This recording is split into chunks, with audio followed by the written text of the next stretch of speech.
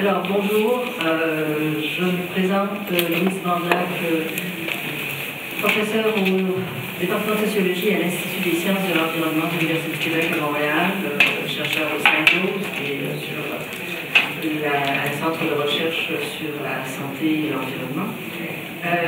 Alors j'ai le plaisir d'accueillir pour cet atelier Bruno Chariron, qui est un ingénieur français qui a fait une maîtrise sur la physique des particules et qui, depuis 1993, est directeur du CRIRAD, qui est un laboratoire de recherche indépendant, de recherche d'information indépendante sur la radiation. Je fais une traduction simultanée, rapide, à partir des notes qu'on m'a données. Je l'inviterai à vous faire une présentation plus précise de son parcours qui l'a amené à travailler sur un très grand nombre de dossiers, et notamment sur les impacts des mines d'uranium sur la santé en Europe, en Afrique, au Brésil. Il s'est intéressé également aux impacts de Fukushima, et il vous présentera la situation des problèmes posés par l'impact des anciennes mines d'uranium en France, qui mérite d'être très largement documenté en effet, et nous passerons ensuite au prochain conférencier. Je vous remercie. Merci. Donc je travaille dans une association française qui s'appelle la CRIRAD. CRIRAD, ça veut dire Commission de recherche et d'information indépendante sur la radioactivité. C'est une association qui a été créée en 1986 en France à cause de la catastrophe de Tchernobyl, puisqu'à l'époque, l'État français nous a menti en prétendant que sur le territoire français, nous n'avions pas de retombées radioactives. Donc un groupe de citoyens a créé un laboratoire indépendant dont l'objet est de faire des mesures de radioactivité indépendamment de l'État français et des industriels. Donc là, je vais vous parler rapidement de l'impact des mines d'uranium sur le territoire français. En France, nous avons eu plus de 200 anciennes mines d'uranium qui ont été exploitées entre 1946 et 2000. La dernière a fermé en 2001. Et ces mines ont produit plus de 76 000 tonnes d'uranium. Vous savez qu'aujourd'hui, la France tire tout son uranium de l'étranger, du Kazakhstan, du Niger, etc. Du Canada aussi. Donc, sur le territoire français, 25 départements, qui sont coloriés ici en bleu, sont concernés par la présence d'anciennes mines d'uranium. Donc c'est quelque chose qui concerne finalement beaucoup de nos concitoyens en France. Donc je vais aborder quatre sujets. Premier point, insister sur le fait que même plusieurs décennies après la fermeture des mines, des gens peuvent avoir chez eux des matières radioactives qui viennent de ces mines. Donc il y a un travail important de sensibilisation à faire. Premier exemple, ce sont les échantillons de minerais. Ici, il s'agit d'une photographie où je fais des mesures dans le petit jardin d'une retraitée qui était postière dans un village en France et qui avait conservé un échantillon de minerais d'uranium. Au contact de cet échantillon, nous avions un débit de dose de 1 millisievert par heure, c'est-à-dire la dose maximale annuelle admissible pouvant être reçue en 1 heure de présence. C'est donc vraiment un échantillon de minerais qui est très radioactif et qui, sous l'effet de la pluie, vous voyez sur la photo en haut, sous l'effet des intempéries, le bloc de minerais s'est petit à petit désagrégé et il a fallu qu'on fasse intervenir AREVA 2 fois pour qu'ils enlèvent tous les fragments de ce morceau. Deuxième exemple, ce sont des filtres. C'est une image qui a été prise il y a peu de temps, puisque c'est en avril 2014 en France. On a fait des contrôles dans la maison d'un ancien travailleur de l'usine de concentration d'uranium. C'est un homme qui est mort depuis d'une leucémie, et à l'intérieur de sa maison, il avait des filtres extrêmement radioactifs. Je suis en train là d'en mesurer un qui est sur le bord de sa fenêtre, c'est la photo en bas à gauche. Je ne sais pas si vous voyez, un filtre enroulé qui lui servait probablement à garantir l'isolation de sa fenêtre. Au contact de ce filtre, on a un taux de radiation de 84 microsieverts par heure, c'est-à-dire 400 à 800 fois la radioactivité normale. Et pourtant, cette mine a fermé il y a plus de 30 ans. Tout ça pour vous dire que même plusieurs décennies après la fermeture, il y a tout un travail de pédagogie à faire et de mesure pour détecter des matières radioactives qui ont été récupérées par d'anciens travailleurs ou par des citoyens sur ces mines. Ça montre aussi à quel point les gens ont été mal éduqués, mal informés et mal protégés. Parce que si un travailleur s'est permis de ramener chez lui des filtres aussi radioactifs, c'est bien que son employeur ne lui a donné aucune information sur la dangerosité de ces matériaux. Deuxième problème, c'est la réutilisation des stériles miniers. Le minerai d'uranium contient beaucoup d'uranium. Il est donc très radioactif, et lorsqu'une entreprise extrait ce minerai du sol, elle va l'envoyer en général dans une usine d'extraction pour extraire le métal uranium. Maintenant, les roches qui sont un peu moins radioactives sont appelées des stériles miniers, waste rocks. Le problème, c'est que ces stériles miniers peuvent avoir une concentration en uranium de 10 fois, de 100 fois plus que le niveau naturel. Ils présentent donc une certaine dangerosité. Le problème, c'est qu'en ce qui concerne la France, pendant des décennies d'exploitation de l'uranium, ces stériles n'ont fait l'objet d'aucune précaution. Ils ont été disséminés, réutilisés par les citoyens, par les municipalités, pour emblayer des routes, pour emblayer la cour d'une ferme, la cour d'une école, ici la cour d'un foyer de ski de fond. Et donc, on a entrepris un travail avec plusieurs associations en France depuis maintenant plus de 10 ans, pour dénoncer ce problème. En France, aujourd'hui, au moment où je vous parle, il y a des centaines de lieux qui sont concernés par cette réutilisation de stériles. Nous avons participé à un film qui a été diffusé en 2009 sur la télévision française, dans l'émission Pièces à conviction, et qui a fait un peu un électrochoc, qui a obligé l'État français à imposer à Areva de lancer un recensement en France de tous les sites où ces stériles ont été réutilisés. Donc Areva a réalisé des cartographies par hélicoptère, puisque les rayonnements gamma sont tellement puissants, ils sont détectables à des dizaines de mètres de distance de la source de radiation. Donc c'est un problème qui n'est pas réglé aujourd'hui.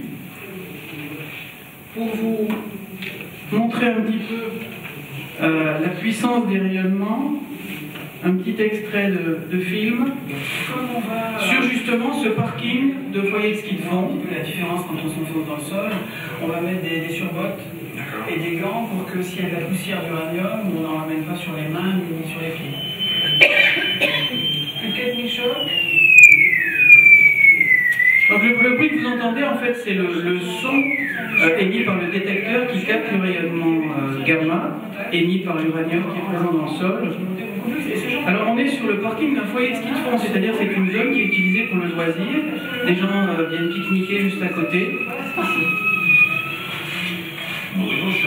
Et cette radioactivité est due au fait qu'il y a dans ce parking des remblais. Le parking est remblayé avec des stériles de la mine d'uranium. Vous allez voir ici la couleur jaune du minerai. Alors pourquoi une telle situation absurde? C'est parce que, à l'époque, il y a plusieurs décennies, ces stériles n'étaient pas considérés comme des matières radioactives. Voilà, on est à plus de 20. Et si ce parking a été décontaminé, c'est parce que nous avons eu le soutien de journalistes qui ont fait un sujet télévisé et qui a obligé la compagnie à faire quelque chose. C'est ça le problème aussi dans ces dossiers, c'est qu'il faut se battre en permanence sur chaque cas en utilisant, lorsqu'ils le veulent bien, les médias, parce que sinon les dossiers n'avancent pas. Alors pourquoi on a une telle situation aussi? C'est parce que, c'est un exemple en Limousin, les capteurs qui mesurent la radioactivité, les capteurs officiels des compagnies minières ne sont pas placés à des endroits où il y a de la radioactivité. Par exemple, sur ce graphique, vous avez en bleu les résultats du taux de radiation que mesurent les capteurs de la compagnie, Kojima Areva. En jaune, les taux de radiation que nous avons mesurés à quelques dizaines de mètres des capteurs officiels. Et en rouge, la limite à ne pas dépasser. Vous voyez qu'en fait, les capteurs officiels sont placés à des endroits où il n'y a pas de radioactivité. Et ça, c'est quelque chose que nous avons constaté vraiment très souvent autour des mines d'uranium, en France, mais également à l'étranger. C'est pourquoi il est extrêmement important que les citoyens aient des moyens de mesure pour faire eux-mêmes un certain nombre de vérifications. Autre problème avec ces stériles, c'est le fait que, outre le rayonnement gamma qu'ils émettent, et qui peuvent parcourir de grandes distances, ils produisent en permanence un gaz radioactif qui s'appelle le radon et qui est cancérigène. Par conséquent, si vous habitez sur un lieu qui a été construit sur des stériles radioactifs, non seulement vous subissez le rayonnement gamma, mais aussi vous avez une inhalation de ce gaz, le radon. Alors sur cette diapositive, on a une scierie qui a été construite en France sur des remblais. Nous avons fait des mesures dans les années 2001 et constaté à l'intérieur un taux de radon extrêmement élevé, plus de 7000 becquerels par mètre cube, alors que le seuil d'alerte à l'époque en France était de 1000 becquerels par mètre cube. Ça veut dire que les gens qui travaillent dans cette scierie ont recevaient des doses qui dépassent les seuils maximaux admissibles pour les travailleurs du nucléaire. Alors suite à cette découverte, Areva a été obligé de décontaminer le site et ils ont extrait 8000 mètres cubes de ces remblais qu'ils ont remis dans la mine. Sur cette photo, je suis en train de vérifier qu'ils l'ont effectivement décontaminé et vous voyez l'épaisseur de roches qui ont été enlevées au pied du pilier. Donc c'est pour dire que c'est vraiment quelque chose en France qui est extrêmement répandu et le combat n'est pas fini. On a d'ailleurs créé avec d'autres associations un collectif mine d'uranium pour fédérer différentes associations sur l'ensemble du territoire français qui sont confrontées à ces problèmes. Troisième impact des anciennes mines d'uranium, c'est la question des résidus d'extraction de l'uranium, qui sont des matériaux qui contiennent 80% à peu près de la radioactivité initiale du minerai. Ces tailings se présentent sous forme de boue. Ce sont les boues qui sont produites par les usines d'extraction d'uranium. Le minerai est broyé, attaqué à l'acide.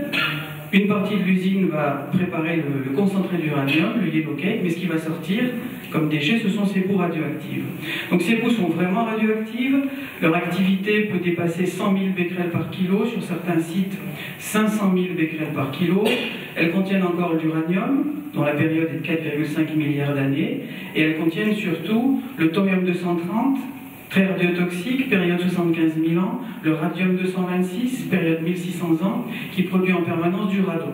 Donc ces boues sont à la fois radioactives pour très longtemps et toxiques aussi sur le plan chimique, puisque pour une tonne de boue, on a à peu près 100 kg de déchets chimiques qui viennent de l'usine d'extraction de l'uranium. Et en France, comme partout ailleurs dans le monde, on ne sait pas comment confiner ces boues sur la longue durée. En France, nous avons 50 millions de tonnes de ces boues radioactives qui, dans certains cas, ont été simplement rebalancées dans d'anciennes carrières à ciel ouvert. Sur cette photo prise en Limousin, vous voyez un camion non bâché qui déverse les boues dans une ancienne carrière. La CRIRAD a travaillé sur ce dossier il y a 20 ans, parce qu'en fait, quand le camion transportait les boues à travers le village, la boue tombait sur la route et avec la pluie, elle s'est infiltrée dans la base d'une maison où vivait une famille. Cette famille a constaté que ces boues attaquaient la tapisserie, comme il y a des produits chimiques, et donc ils nous ont envoyé un petit échantillon. Et quand on a découvert la radioactivité de ces matériaux, on a compris qu'il fallait vraiment s'intéresser au problème des mines d'uranium. Comme la carrière n'est pas étanche, la partie la plus fine des boues radioactives s'infiltre dans les galeries souterraines, la photo en bas à droite, galeries qui sont sous la carrière à ciel ouvert. Donc il y a une contamination des ressources en eau souterraine. Areva est obligé de pomper ces eaux, de les traiter et de les rejeter dans le milieu naturel.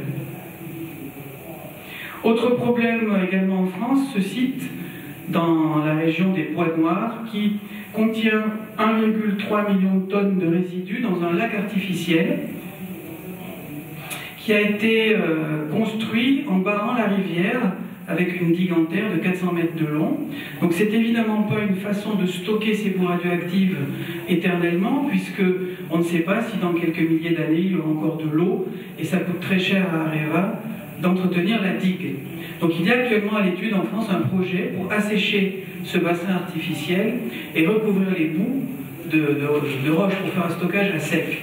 La position de la CNIRAD, c'est de dire qu'il est inacceptable d'entreposer un tel tonnage de boue aussi radioactive sur un site qui n'a pas été conçu pour ça. On est dans une vallée. On ne met pas des déchets radioactifs dans une vallée parce que c'est une zone qui est évidemment à risque par rapport dans le futur à des inondations ou à des événements qui pourraient mettre en péril le stockage. Donc ce que nous attendons, c'est qu'on nous explique combien ça coûterait de reprendre ces boues pour les amener sur un site de stockage réellement conçu pour cela. Donc, troisième point, en France comme partout ailleurs, on ne sait pas comment confiner cette quantité astronomique de déchets radioactifs. Quatrième point, ce sont les eaux qui s'écoulent des anciennes mines. Plusieurs décennies après la fermeture des mines, les eaux qui s'écoulent restent contaminées par l'uranium, le radium, le radon, toute une série d'éléments radioactifs. Dans certains cas, les traitements ont été arrêtés, c'est-à-dire que les eaux contaminées s'écoulent dans l'environnement. Dans d'autres cas, il y a bien des petites stations de traitement, mais elles sont souvent très rudimentaires, et les normes de rejet en France, finalement, légalisent une pollution, c'est-à-dire que les industriels peuvent rejeter dans l'eau des concentrations très importantes d'uranium et de radium, qui vont ensuite s'accumuler, puisque ce sont des métaux lourds, dans les sédiments des rivières ou des plans d'eau, dans les plantes aquatiques. Pour l'illustrer, je vais vous montrer un petit bout de vidéo.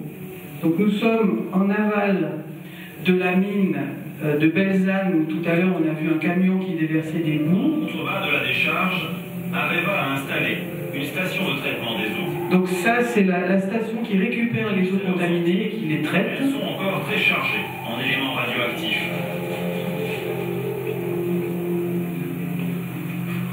Donc cet appareil est un scintillomètre qui enregistre le rayonnement du gamma. On est à 2000, rien qu'à un mètre du sol déjà. Le niveau naturel, ce serait autour de 200 coups par seconde, et là on est à 2000 coups par seconde à 1 mètre du sol. Ensuite, quand ça déborde, se dépose dans la terre. Donc à 2000 chaud secondes à 1 mètre, c'est énorme. Au contact du sol, on a même plus de 3000 chauds secondes. Voilà, au contact du sol, 3000 coups par seconde. C'est un phénomène qui est assez récurrent en France, hein, c'est-à-dire que lorsque vous faites des prélèvements de sédiments ou de plantes aquatiques en aval d'anciennes mines d'uranium, très fréquemment vous allez trouver une contamination qui dans certains cas peut être détectée à plusieurs dizaines de kilomètres. On a des sites où à 40 kilomètres de la mine, on constate encore un impact dans les sédiments du cours d'eau. Donc ça c'est un vrai problème. Les compagnies minières, Areva y compris, ne savent pas comment décontaminer pendant des temps très importants un tel volume d'eau qui s'écoule des anciennes mines.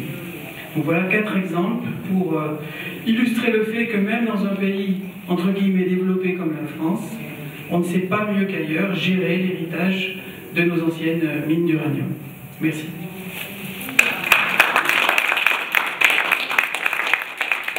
Whipple, qui est un économiste de l'Université de Fribourg, il a étudié en économie politique. Il est impliqué dans le mouvement antinucléaire depuis les années 80, et notamment sur les enjeux de l'exploitation de l'uranium et les implications pour les droits humains. À ce niveau-là, il a travaillé avec bon nombre de groupes de population des Premières Nations sur les industries extractives et sur les droits humains. Et depuis 2008, il est impliqué dans plusieurs projets d'uranium en Afrique, et il a cofondé le réseau sur l'uranium et organisé plusieurs conférences sur la santé et l'environnement, notamment en 2012 à Bamako, au Mali en 2013, et par la suite en Tanzanie. Donc, il nous parlera de la situation de la radioactivité, des enjeux des sites uranifères en Allemagne. Je vous invite à faire votre présentation. Merci. Bonjour. Moi, je ne parle pas le français tellement bien comme Bruno. Je viens d'Allemagne. Le français, c'est le troisième langue pour moi. Donc, on va essayer quand même.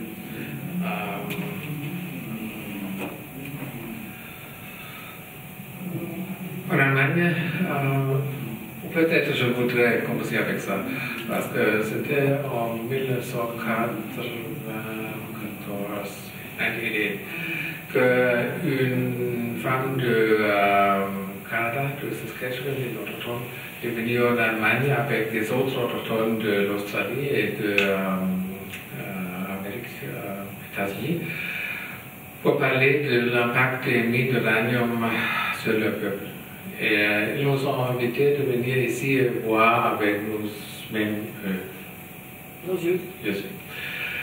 Nous sommes venus et de ce temps-là, on a continué de continuer de travailler avec les peuples autochtones ici, mais aussi dans les autres parts du monde.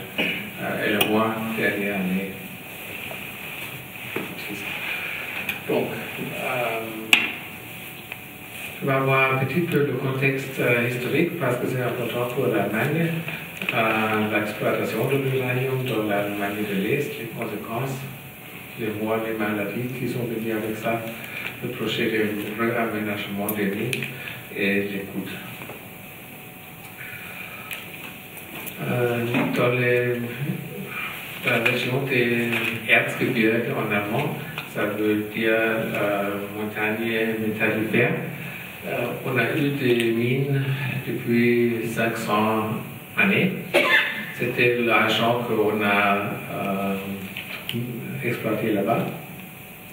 Beaucoup de gens sont morts à ce temps parce qu'il y a eu une maladie qu'on ne connaissait pas. On a dit que c'est une maladie de la région, Schneeberger-Lungenkrankheit. Aujourd'hui, on sait que c'est le cancer du poumon à cause du radon. C'est la frontière entre Allemagne et Tchécoslovaquie.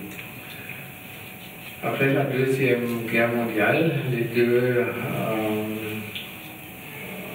USSR et États-Unis, ils ont tout commencé de faire les armes nucléaires. On a besoin d'uranium pour ça. Le USSR a trouvé l'uranium dans l'Allemagne de l'Est. Où ça, c'était à ce moment le secteur russe, rouge. Et les autres secteurs, c'était venu après RFA, et l'autre c'est la RDA. Tout le uranium qui était exploité dans l'Allemagne de l'Est, c'est allé dans les armes nucléaires de la Russie, de la USSR.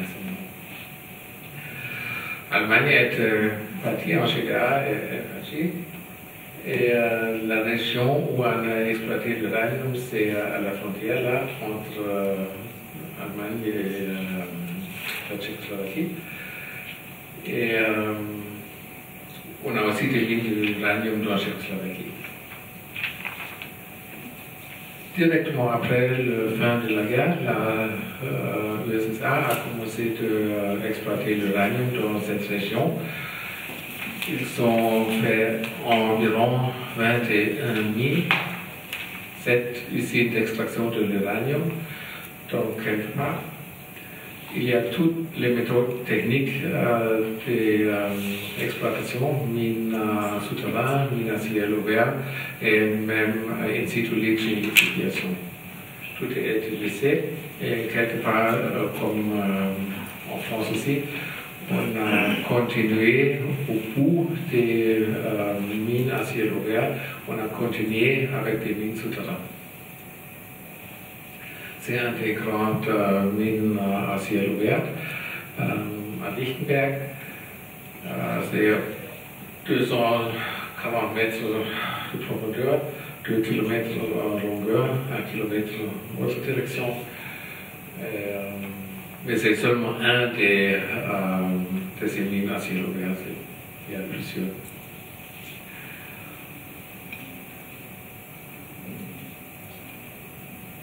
Il y a aussi beaucoup de mines de souterrains, dans les montagnes aussi. Quelques mines, ils sont atteignés 2000 mètres souterrains. Et pour les travailleurs, ça a pris 1 heure et plus pour justement arriver à leur place de travail. Vous voyez, ils ont porté beaucoup de habillement protectif. Donc, il n'y a pas eu beaucoup de caution dans ce moment-là. Donc, en Allemagne de l'Est, on a produit environ 220 000 tonnes d'uranium pendant le temps de 1945 de 1990. Après, on a eu les réunions. La plupart de cet uranium, c'est dans les armes nucléaires de la Russie. Quand on a commencé d'exploiter l'uranium en Allemagne de l'Est, beaucoup de gens ont travaillé là-bas. Beaucoup de travailleurs n'étaient pas là pour le paiement, mais ils étaient là parce qu'on a forcé. C'était des prisonniers et des autres gens qu'on a forcé de travailler là-bas. Après, on a aussi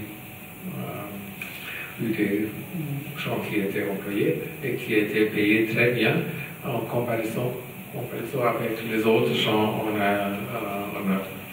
Allemagne de l'Est. Tout ensemble, c'est une demi-million de personnes qui ont travaillé dans les mines et dans les usines extractives pendant ce temps. Bien, en 1990, il y a la réunification de l'Allemagne de l'Est et l'Allemagne de l'Ouest. On a fait un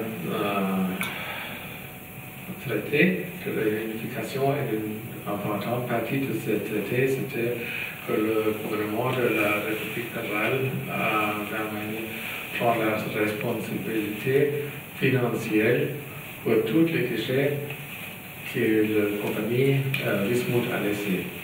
Wismut, c'était le nom de la compagnie qui a fait l'exploitation, parce qu'après la guerre, on a essayé de faire camouflage à toutes ces choses. On n'a pas donné le nom Uranium Mining Company, mais on a donné Wismut, parce que c'est un autre métal, ce n'est pas pour le bon. Donc, le gouvernement d'Allemagne de l'Est, de l'Ouest, ils ont mettre à côté environ 13 000 Deutschmark ou environ 7 milliards d'euros pour faire la réclamation. Maintenant, qu'est-ce qu'on a trouvé? On a trouvé 107,80 millions de tonnes de déchets nucléaires ou radioactifs dans une douzaine de sites. Il y a environ 50 différents piles. Moi, j'ai voyagé là-bas en 1990 ou 11. Et normalement, je ne suis pas, je n'ai pas du peur pratiquement. Les locales là, quelques personnes, ils m'ont pris une tour de 2 jours pendant toute la région. Après, les 2,5 jours, c'était vraiment du peur. Parce qu'on a vu en montagne, une petite colline, tu vois, ah, c'est joli ici. Hein? Après, tu comprends, ce n'est pas une colline. C'est une waste rock pile, c'est des déchets des mines. Partout. Et c'est une grande région. Et la question que je me posais, qui va réclamer ça? Qui va faire la réhabilitation de ça? Aussi, la chose qui est plus grave peut-être, c'est le schlam, le résidu liquide, parce qu'il y a une grande quantité de ça. Et les étangs où on a mis ça, ils ne sont pas lignés. Ils ne sont pas étanches. Étanches, ok, ils ne sont pas étanches. Donc, c'est un grand problème. Aussi, beaucoup de ces résidus, ils sont à côté des maisons. Les gens, ils ont fait les légumes, les tomates ici dans le jardin. Là-bas, à l'autre côté de l'écran, il y a les tailings. Mais pas comme un petit peu, hein? 30 mètres de hauteur, tout ça. Donc, quel problème spécial pendant l'exploitation de l'uranium? Dans les mines, on a pompé beaucoup de l'eau des mines souterraines et des mines à ciel ouvert. Et cette eau n'était pas traitée, on a mis dans les rivières de la région. Maintenant, plusieurs des rivières de la région sont contaminées gravement. avec des matériaux radioactifs. Il y a aussi un grand problème avec le radon, c'est un produit gazeuse qui vient des tailings et aussi des waste rock piles. Et il y a des villages qui sont très proches à 100 mètres et 200 mètres de ces déchets. Il y a un niveau de radon élevé.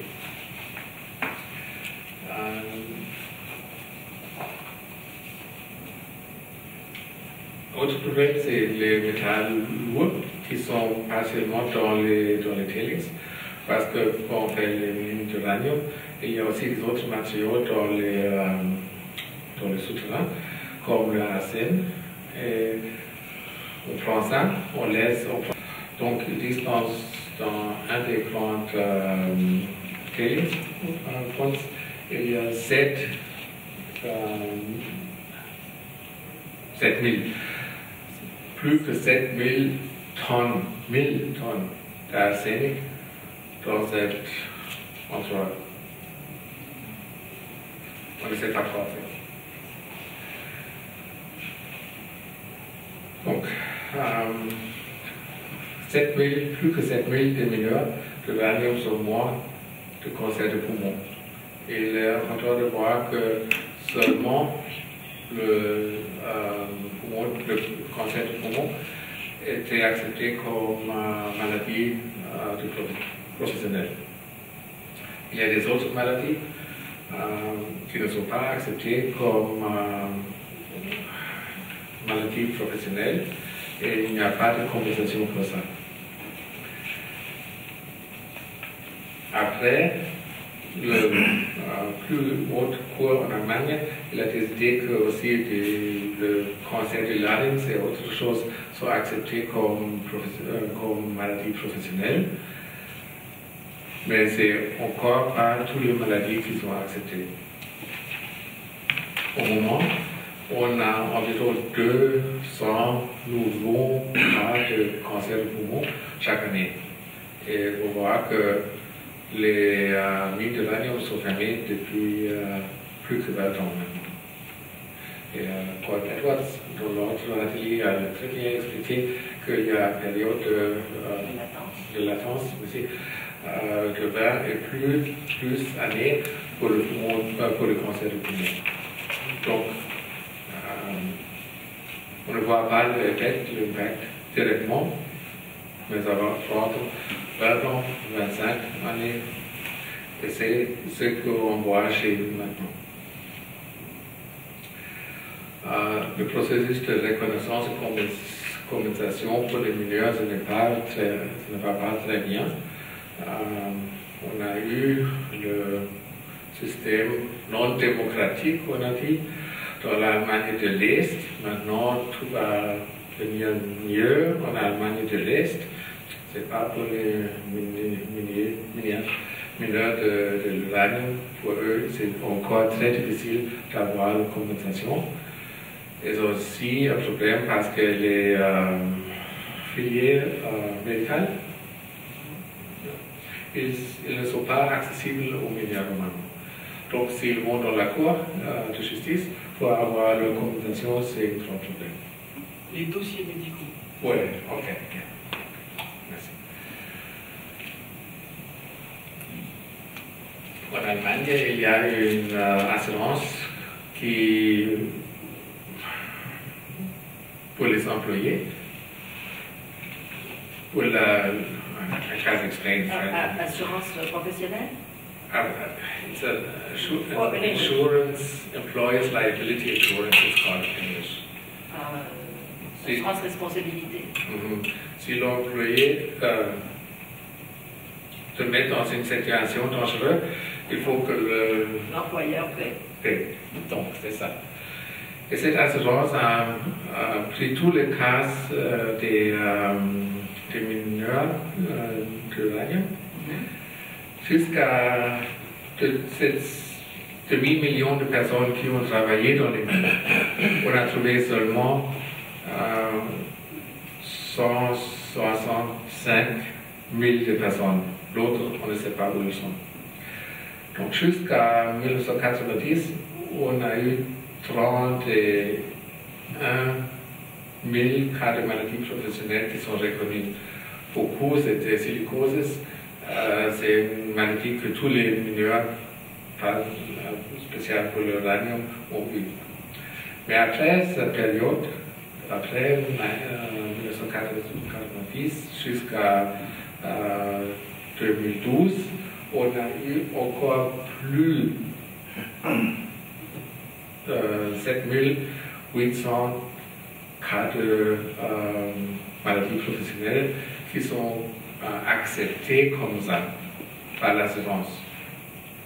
Il y a probablement beaucoup plus de cas qui ne sont pas acceptés par l'assurance. Les coûts de tout ça, c'est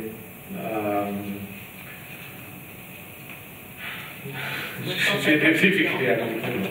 950 millions. Ok, 950 millions d'euros qu'on a dispensé pour ça pendant ce temps. Et presque 1 milliard d'euros qu'on a payé justement pour la compensation. Et on dit qu'on n'a pas plus d'argent pour payer plus de compensation.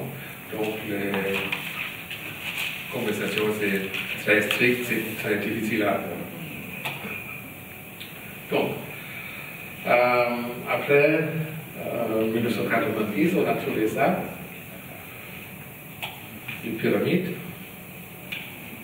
les résidus dans toutes les régions. 90 millions de tonnes de résidus radioactifs, seulement dans un pays, et il y a plusieurs de ça, c'est justement le plus grand. Donc, le projet de réaménagement. Donc, moi, j'ai un problème avec le mot reclamation, rehabilitation, réaménagement. Parce que ça suggère qu'on peut faire tout comme il était avant. Et ça, c'est que l'industrie minière veut donner de l'impression au public. En 1993, j'étais à Saskatchewan pour les hearings. Puis Areva, Cameco et les autres compagnies minières. Areva a eu une présentation très jolie. Tu appelles une domine à ciel ouvert. Tu as pris le vanne. Après, les déchets ils sont mis dans le mine-corps. Après, les plantes ils reviennent, et les arbres reviennent, et les animaux sont là. Tout est comme avant. C'est pas vrai. C'est l'impression qu'ils veulent donner au public. Ce qu'on peut faire, c'est limiter le dommage. On peut essayer de limiter le dommage. C'est tout. Il n'y a pas de chose de réhabilitation à un stade comme il était en avant. C'est impossible. Donc, on a pensé, on va faire pour les résidus solides, on va mettre dans les mines à ciel ouvert une partie, et l'autre partie, on va laisser dans l'endroit où ils sont. On va couvrir avec du sol. Pour les étangs de résidus, on a commencé de stabiliser les tiques, parce que quelques tiques étaient très faibles, et de couvrir les plages là avec du sol, afin qu'il n'y ait pas de poussière. Les mines souterraines, on a le sol naturel, c'est tombé vers 6 ou 7 mètres. Tous les édifices, tous les bâtiments sont dépassés. Donc on a essayé de stabiliser ça. Que sont les défauts de ça? Wismut, la compagnie, et les autorités qui règlent tout ça, ils ont mis un plus de 200 années de stabilité pour le couverture des tennis. Pourtant, si on a écouté à Bruno avant, on a compris que les résidus des mines d'uranium ils seront dangereux pour milliers d'années. S'ils ont 100 000 ou 5 000, ça ne va pas vraiment. Mais 2200 années, c'est pas beaucoup. Le gouvernement de la République fédérale d'Allemagne a refusé d'accepter le standard des États-Unis pour la réclamation des mines, pour réaménagement des mines. C'est pas parce qu'on pense tout est bien dans les États-Unis, mais les États-Unis ont des standards les plus stricts, on comprend, en rapport des réhabilitation des mines d'uranium. Ils sont refusés d'accepter ça. Il n'y a pas un concept général qu'on appelle justement à chaque convention. L'ancienne loi de l'Allemagne de l'Est sont appliquées parce que les Allemands, les lois de l'Allemagne de l'Est, de l'Ouest, n'ont pas des idées pour uranium tailings. Parce que chez nous, en Allemagne de l'Ouest, on n'a pas eu des mines d'uranium, donc dans les lois, il n'y a pas quelque chose en rapport à ça. Les lois en rapport des installations nucléaires ne sont pas appliquées. Et enfin, ça dit aussi qu'il n'y a pas eu de participation publique. Ça n'existe pas. Enfin, on a planifié toutes les grandes pyramides et tout ça.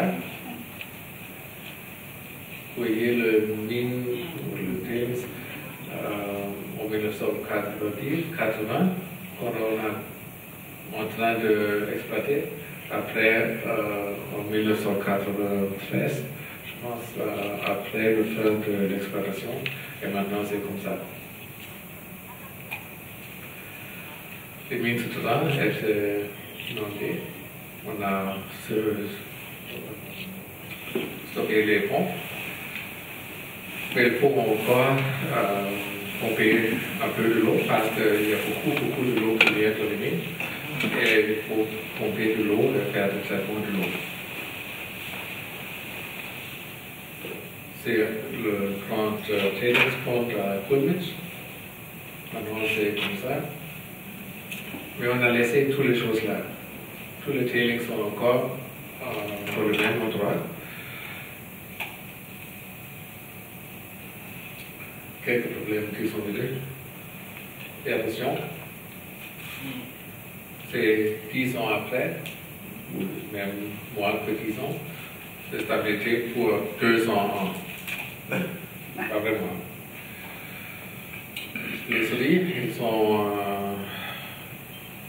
détruit la stabilité ici, pour notre endroit.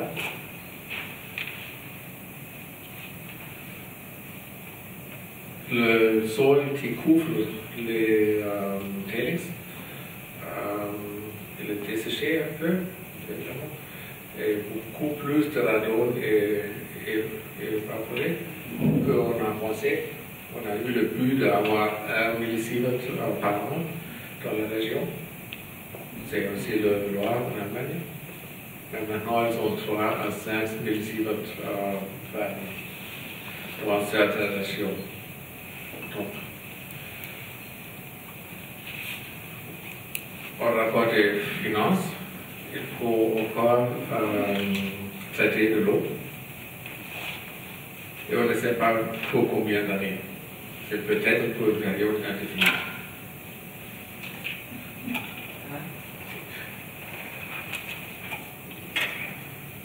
À ce moment, on a 4 usines de traitement de l'eau qui est pompée des mines. Une plante, une usine, c'est 4 millions d'euros par année. Et l'uranium et tous les matériaux que tu prends de l'eau, on fait quoi? Ça ne va pas. ils mettent dans des sachets et avec du ciment et on met dans le tailings.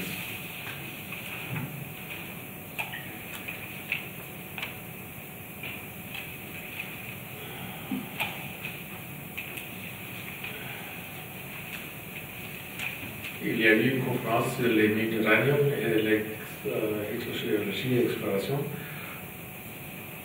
Et des experts ils ont dit les problèmes qu'on a eu avant, on va avoir ces problèmes 50 années de maintenant, ou même plus tôt, parce que ce n'est pas très bien fait.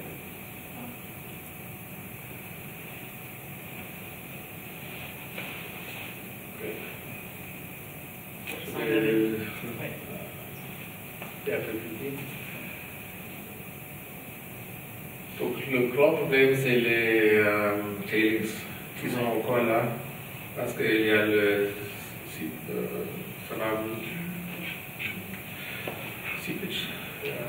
fuite. Les matériaux radioactifs se foutent dans les souterrains de l'eau. Et pour remplacer ça à un autre endroit, ça sera trop cher et trop compliqué parce que qui va prendre ça, qui va accepter. Un peu sur les dépenses. Allemagne de l'Est, ça a coûté presque $50 par tonne à tailings.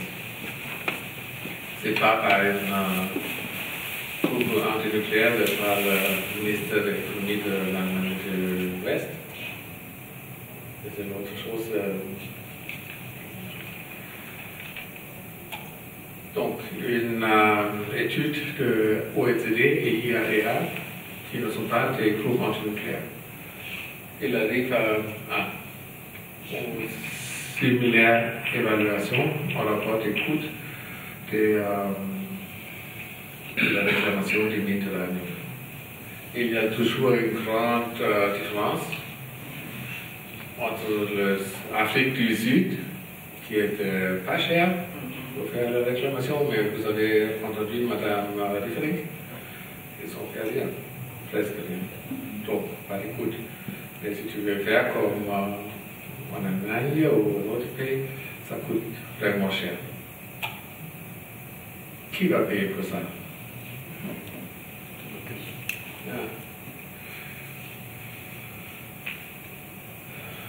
Si on a de l'agence, la compagnie va faire l'aménagement. Mais c'est très rare. En beaucoup de cas, comme en Allemagne, en France, je pense, au Canada, la réclamation est faite par le gouvernement, mais payée par le public en général. En beaucoup d'autres cas, par exemple en Afrique, le gouvernement n'a pas l'argent, mais pas la volonté politique de faire l'aménagement. Tous les problèmes sont au public général. Les compagnies sont très bien à dire vous avez un avantage économique. Mais les coûts, les frais sociaux, ils font comme ça. Les compagnies qui mènent disent au revoir, ils sont partis. Donc le public général s'est laissé avec ces problèmes. C'est le dernier.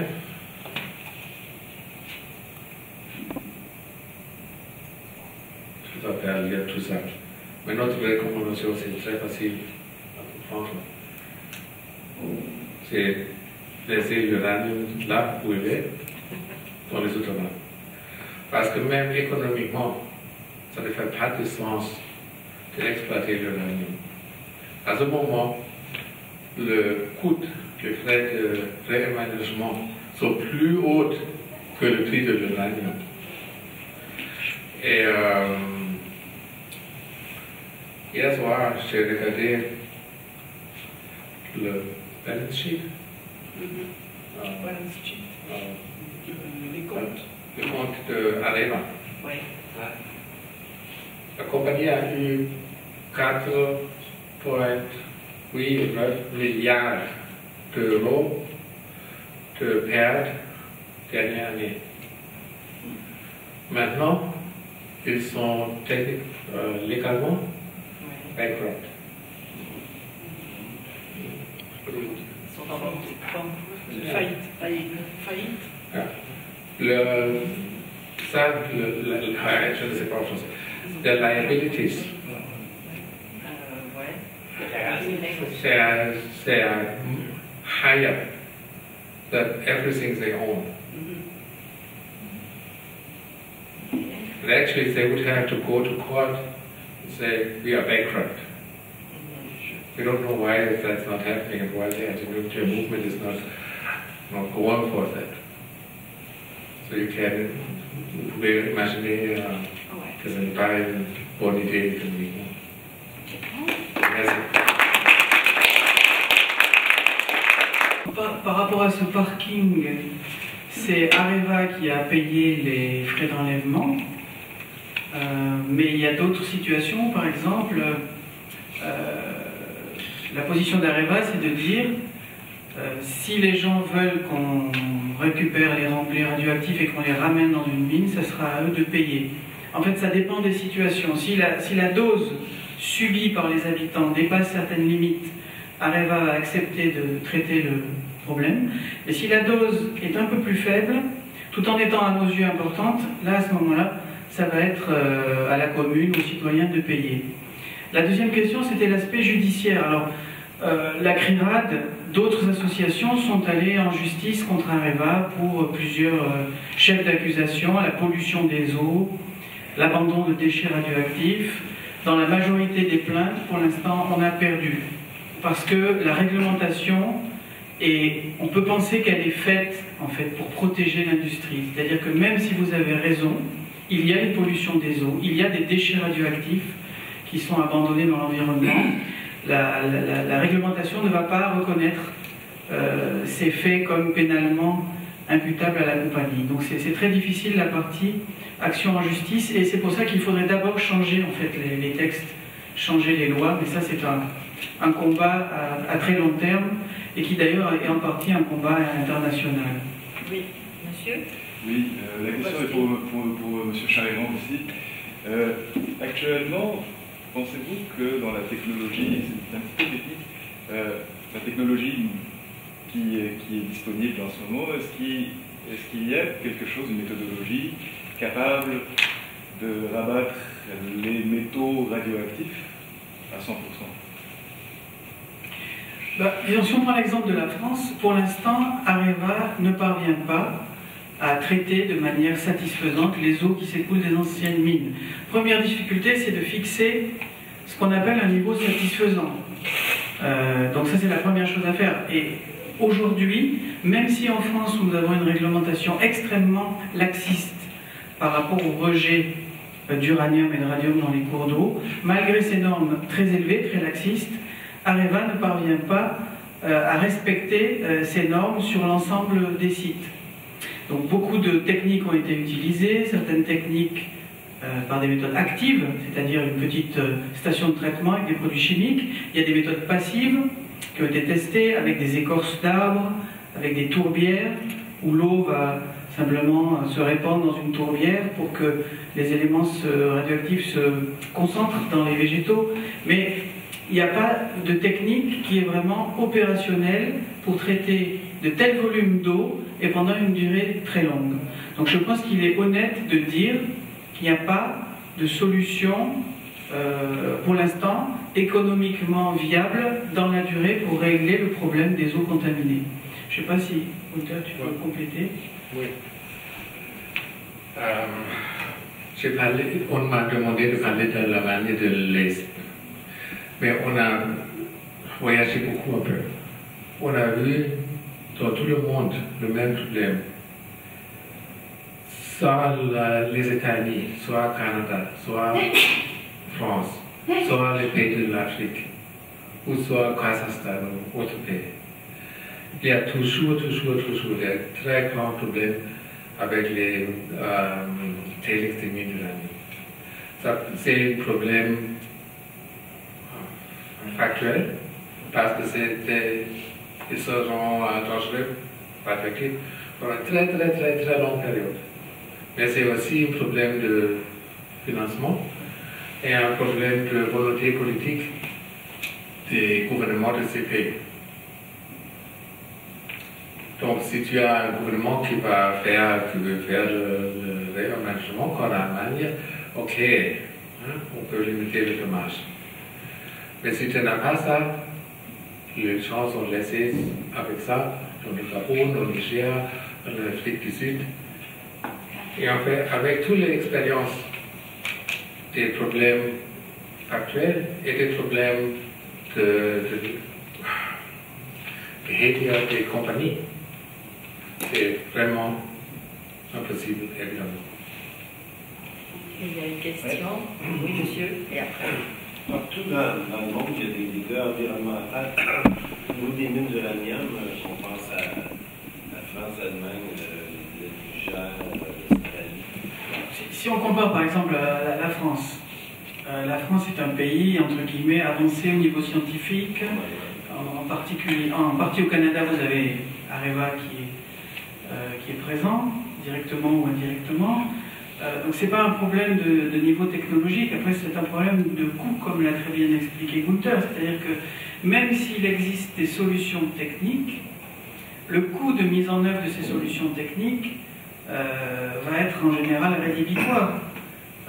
Quand vous pensez au tonnage, et qu'on parle de millions de tonnes de résidus d'extraction d'uranium, il y a peut-être des solutions pour faire un inertage de ces bouts avec un liant hydraulique et les mettre dans des caissons et les mettre dans un stockage géologique, mais simplement c'est beaucoup trop cher.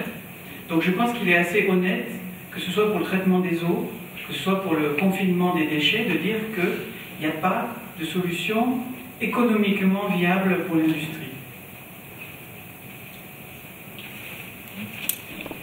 Merci, et puis je pense que l'exemple de ce que vous avez fait à Faléa est très intéressant pour tout le monde. Faléa, c'est un petit village, une petite communauté, un peu perdue au cœur du Mali.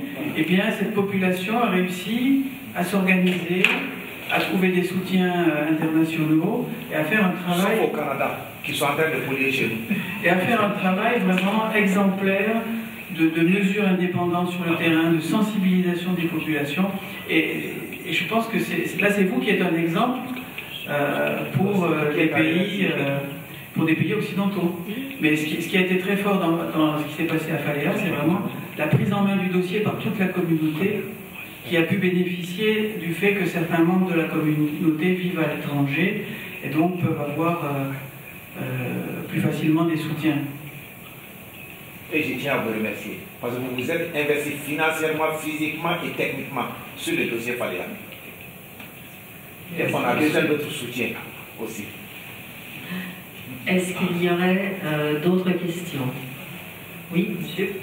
Encore une question technique pour M. Charéron. En fait, je suis un petit peu familier avec les compteurs GEGER.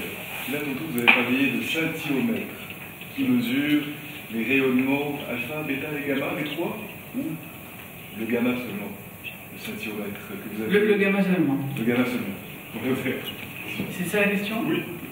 Alors je complète la réponse un tout petit peu. En fait, le mot compteur GEGER désigne une certaine technologie de détection des rayonnements ionisants avec un tube GEGER-Müller qui contient un gaz. Le scintillomètre, lui, en général, il ne contient pas un tube avec un gaz, il contient un matériau beaucoup plus dense, qui peut être un cristal, qui peut être un matériau plastique. Et donc, un scintillomètre va être capable de détecter beaucoup mieux les rayonnements ionisants gamma, parce qu'ils seront beaucoup plus facilement arrêtés, donc détectés, par un matériau dense, comme un cristal ou un matériau plastique, que par un gaz contenu dans un tube GEGER-Müller. Donc, un scintillomètre comme celui que vous avez vu, c'est vraiment un des appareils les plus sensibles pour faire une cartographie du rayonnement gamma autour d'une mine. Le problème, c'est que ça vaut plusieurs milliers d'euros, alors qu'un petit compteur GEGER, ça peut valoir 50 euros, 200 euros. Mais pour faire un travail citoyen, un simple petit compteur GEGER permet déjà de faire beaucoup de choses. Et c'est pour ça que, de notre point de vue, toutes les associations qui sont concernées par des mines d'uranium devraient avoir au moins un petit compteur GEGER pour faire un minimum de contrôle citoyen. et nous en sommes conscients. Je peux témoigner. Vous avez mis ça dans notre village et les 5 villageois sont en train de faire de bons travail avec ça, avec votre collaboration et votre formation aussi. Oui. En français? En français, CRIRAD, c'est Commission de recherche et d'information. C'est très bien expliqué ce matin dans la présentation de Yann Ferly sur l'aspect. On peut même se demander au bout d'un moment si l'énergie qui est dépensée pour extraire l'uranium et fabriquer le combustible et ensuite gérer les déchets n'est pas inférieure à l'énergie qui est produite par le nucléaire. Il y a les aspects économiques qui ont été exposés par Dr Wippel. Donc si on prend en considération l'ensemble de toutes les problématiques, impact sur la santé, impact sur l'environnement, coût économique et production de gaz à effet de serre, c'est clair que ce recours à l'uranium n'est pas la solution d'avenir et en tout cas, elle n'est certainement pas durable. Est-ce que j'ai bien compris la question? You're speaking about past exploitation, but now is it possible to have something new which will be okay? Okay. Well, how long do you want to answer? Évidemment, dans les mines d'uranium de 1945 et après ça, il n'y a pas eu beaucoup de caution. Le dose pour les travailleurs était très très très haute et maintenant c'est pas comme ça. C'est clair. Il faut accepter ça. Mais pour avoir une mine qui est bien, comment faire? Pour les travailleurs, c'est toujours un problème parce qu'il y a la radiation quand même. Ce n'est pas possible de protéger un travailleur contre ça tout le temps. La respiration, tout ça, ils font des choses dans les mines d'uranium au Canada. Ils ont mis de pression dans les cabines des camions avant que le poussière ne vienne pas dans les cabines. Tu connais? Qu'est-ce qu'on fait les chauffeurs? Ça fait chaud dans l'été, c'était trop chaud, ils ont laissé la porte ouverte. Voilà. Moi, je pense que peut-être tu peux améliorer la situation pour les travailleurs. Mais qu'est-ce que tu vas faire avec les déchets qui sont radioactifs pendant des millions ou 1 million, je ne sais pas, des années? Comment faire ça?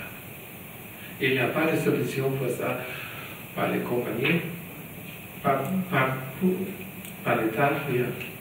Au Canada, ça a pris 30 ou 40 années quand ils ont finalement commencé de traiter un peu les déchets radioactifs au nord du Saskatchewan, et là où ils ont pris l'uranium à Port Radium, au nord du Great Bear Lake, etc.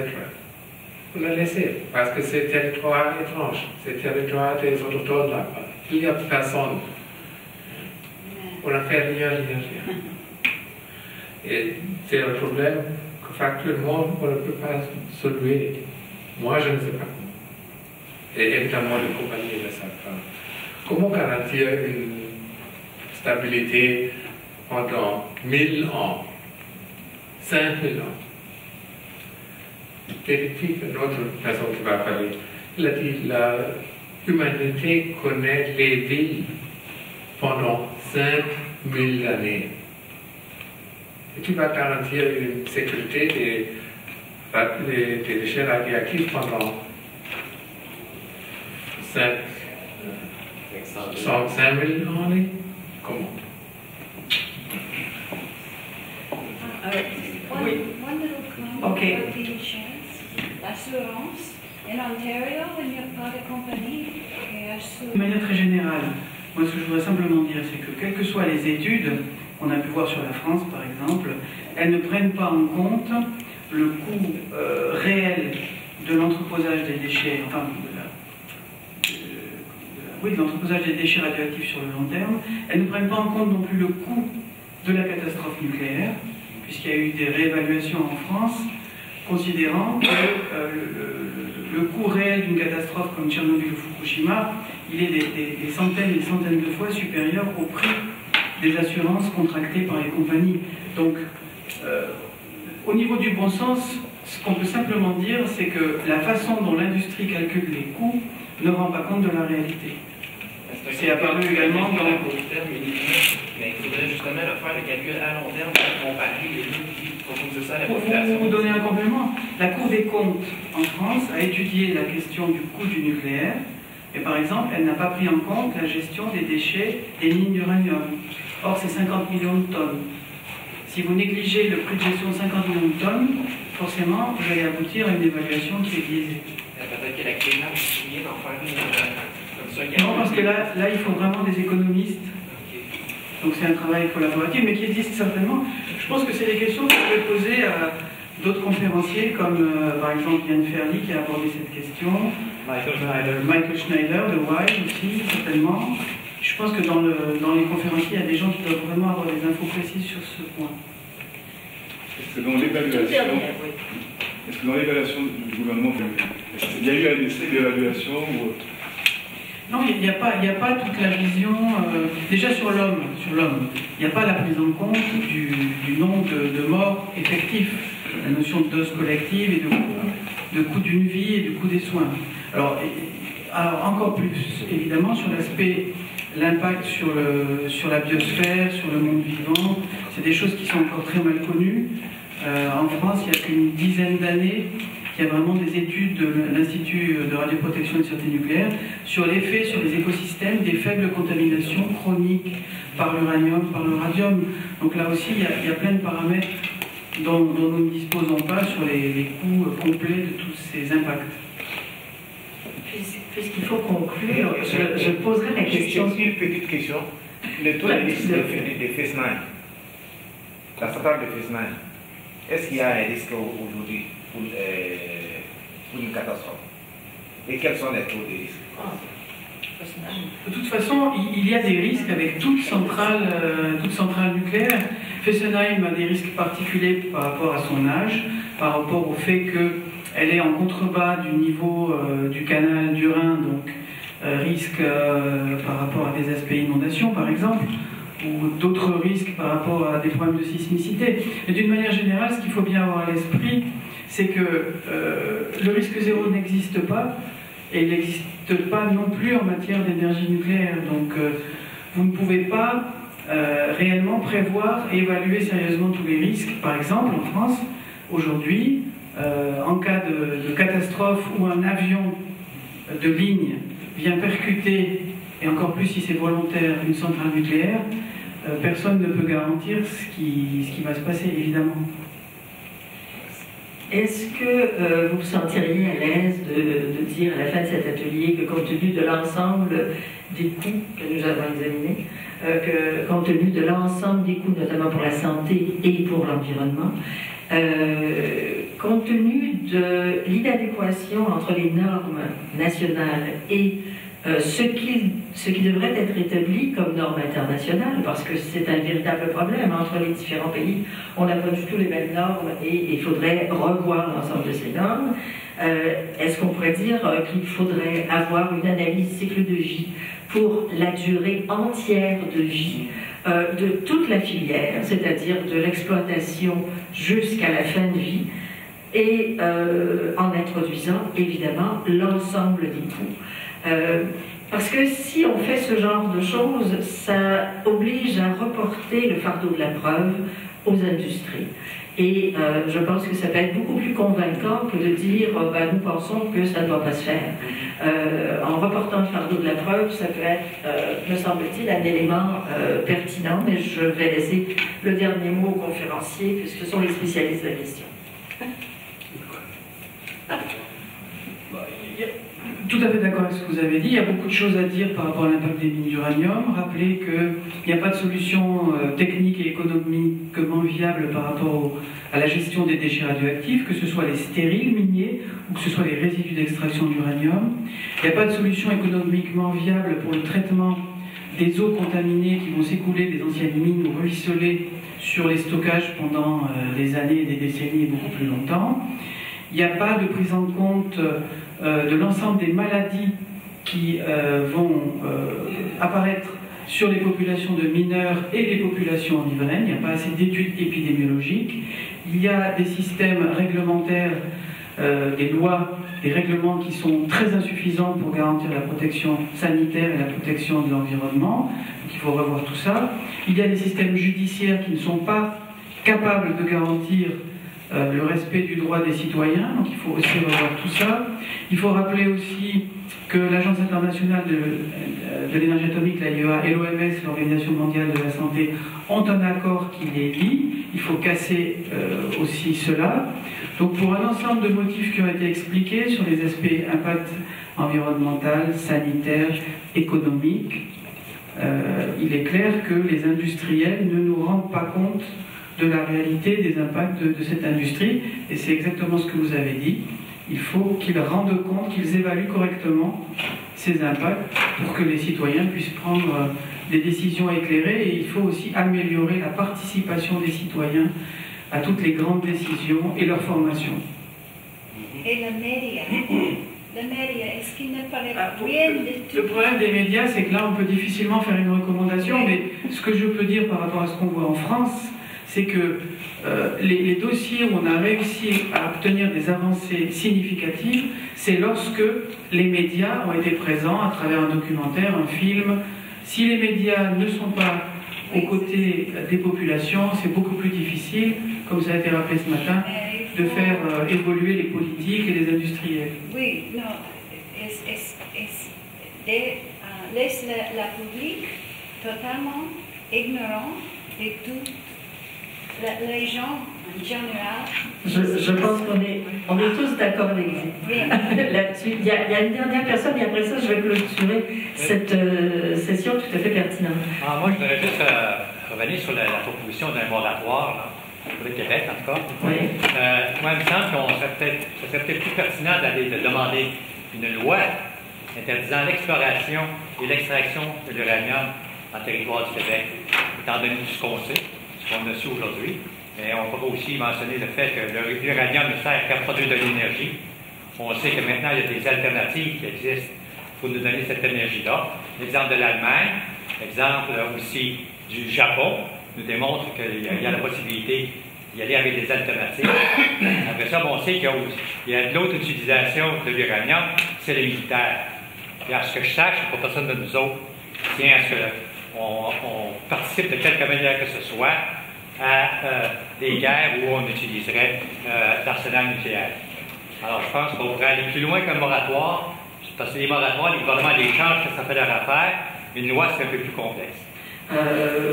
Oui, si je n'avais pas retenu tantôt l'idée du moratoire, et si, par rapport à un projet de loi, j'aurais peut-être quelques bémols, personnellement, c'est essentiellement parce que il faut que la démonstration soit faite pour l'ensemble du public. Et que là, il y a un travail colossal à faire. Et demander une loi sans que ce travail-là soit fait et sans que l'ensemble des industriels soient obligés de venir présenter, mais évidemment dans le cadre d'une instance indépendante, parce qu'il ne s'agit pas de leur laisser les questions et les réponses. Je pense que ça peut être fait, mais à moyen ou à long terme, ça peut être la perspective, effectivement, d'une législation. De toute façon, écoutez, on mettra tout ça en forme. Je vous invite à poursuivre la discussion au lunch, et je vous remercie beaucoup, et je remercie les deux conférenciers.